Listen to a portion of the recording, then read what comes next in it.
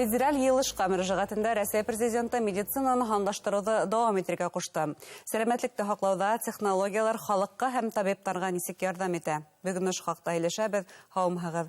Эфирда интервью студияла Гөлсемә Иштанова. Программабызның кунагы Республика онкология диспансеры табибы Замир Абдуллин. Һаумыгыз. Һаумыгыз. Запир Салихович, бuna әлеге вакытта халыкка яман шеште искәртү буенча мәгълүмат тулганса җитәрлекме? Һезнең фикергез нинди? Җитәрле, әмма кайбер кешеләр ошо мәгълүматты алмайдар. Серьезно. Кабул итмәйдәр. Кабул итмәйдәр, әйе. Чөнки кайбер кешеләрдә без күрәбез битарафлыгын. Кешеләр табибка барырга нияте юк, шуннан куркалар, мәсәлән. Унан һуң төрле диспансеризация үткән вакытта кешеләр килмәйдер поликлиникаларга. Унан һуң кешеләр, мәсәлән, озак тикшерү булган өчен бармайдар, мәсәлән, диспансерга, поликлиникаларга, дәваханаларга. Без әйтәбез, онкология хәзерге вакытта икенче урында тора. Үлем сорактары буенча, әйе. Безнең республикала буна яман шештең нинди төрдәре аэросы еш асыклана дип әйтергә мөмкин. Статистика буенча беренче урында ул тора катын-кызлар бизәррәге, оннан һуң тире яман шеш, оннан һуң ир-егетләр инес биде. Элек ул 5-нче, 6-нчы урында торгайны. Хәзерге вакытта ул 3-нче урында, оннан һуң үпкә яман шеш, ашкадан калын эсәк. Иң беренче катын-кызлар бизәррәге ул әлбәттә асык нидә тора, күрергә мөмкин уны. Катын-кызлар, мәсәлән, үз тикшерү вакытында кайбер вакытта күрәләр үзеңнең күкрәктә шештәрдә яки тиренең алмаштыруымы, шулай. Кайбер вакытта шу күкрәктән кан килеп сыга.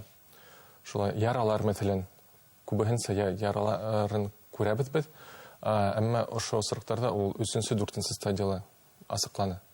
Димәк, һәркем үзенең сәламәтлегенә бердән игътибарлы булырга тиеш, икенчедән буна медицина тәкъдим иткән диспансеризация шундый сараларда инкар итәргә тиеш түгел. Табибларга барырга. Табибларга барырга, әлбәттә, куркмаска. Без һәр вакыт асык тутырабыз. Һәр вакыт ярдәм итәргә мәҗбүрбез, шулай. Буна ниндидер яшь сикләүләре бармы? Буна, мәсәлән, 40 үткән катын-кызлар һәм ир-егетләр мотлак ошондый тикшеренүләрдә үтәргә тиеш дигән күрһәткечләр. Әлбәттә, ошо диспансеризация атала. 40 яшькә тиклем катын-кызлар ультразвук тикшерү үткәрелә. Ул катын-кызлар битәренә. Оннан һуң 40 яшьтән һуң маммография үткәрелә. Һәм ошо ике тикшерү улар кайбер вакытта бергәләп үткәрелә. Чөнки кайбер вакытта рентгенолог әйтә, мин әйтә алмыйм, ул нимә, әйдәгез УЗИне үтәйек, шулай. Һәм УЗИла специалист әйтә, мәсәлән, күкрәктә, мәсәлән, ошо яман шешме юкмы, маммографияга ибәрергә кирәк ошо кешене. Шуңа әйтеп, без маммологтар ошо ике тикшерүдән һуң әйтә алабыз. Унда яман шеш бармы, юкмы. Әгәр, мәсәлән, УЗИла ошо шеш унда кан тамырлары булһа һәм үсеше булһа, мәсәлән, катын-кыз 6 ай без карабыз, мәсәлән, гыйнварда үтте һәм үтте, мәсәлән, июньдә.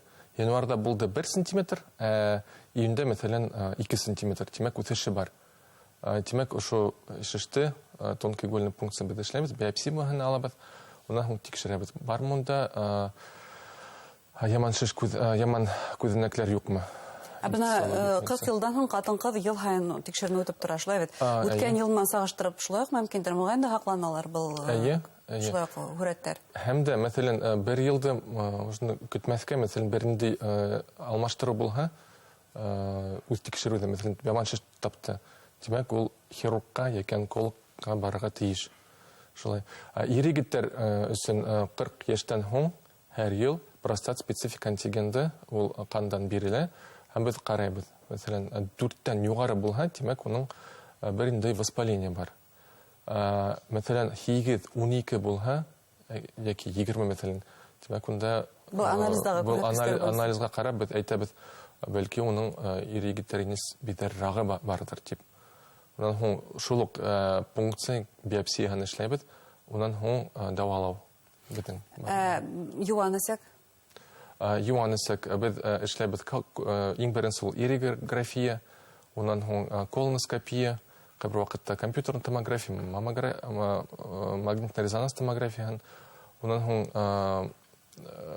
эндоскопист әйтә, мәсәлән, без бер шешә таптык, уның биопсияны алдык, һәм ошо биопсияны караганда, мәсәлән, насар күзәнәкләр булһа, демәк, яман шеш, ошо кеше, пациент ебәрелә колопроктологка. Был күзәтүләр, был тикшеренүләр, улар шулай ук мотлак каналамы, мәсәлән, 40 яшьтән һуң мотлак үткәрелә торган тикшеренүләрме?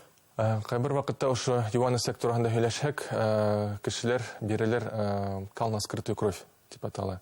Әгәр югары булһа, ошо хандар без карайбыз, унда күбәһенсә, мәсәлән, кайбер вакытта ашкадан яман шиш күз күрә алабыз ошның, яки юаны сек калын сек яман шиште.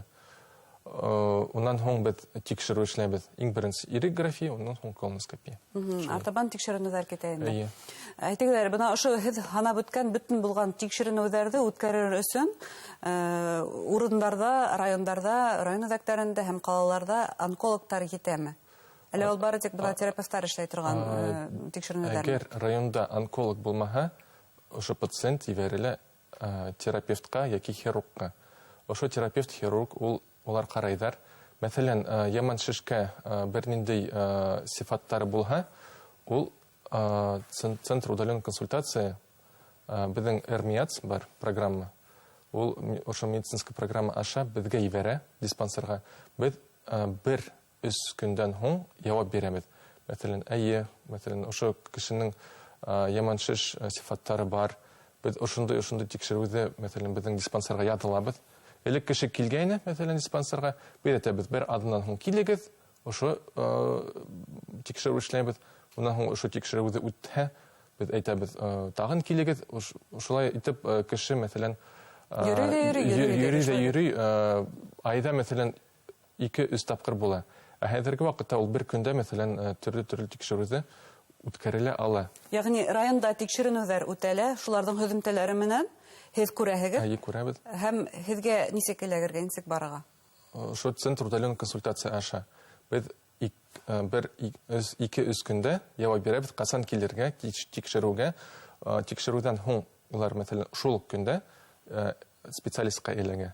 Ягъни Өфөгә килделәр, һеҙҙең диспансерга, һәм улар шул ук көндә тикшерелә. Бына күрендегеҙ, бер аҙнанан килегеҙ дип ваҡыт юғалтып йөрөмәй, тимәк. Йөрөмәй.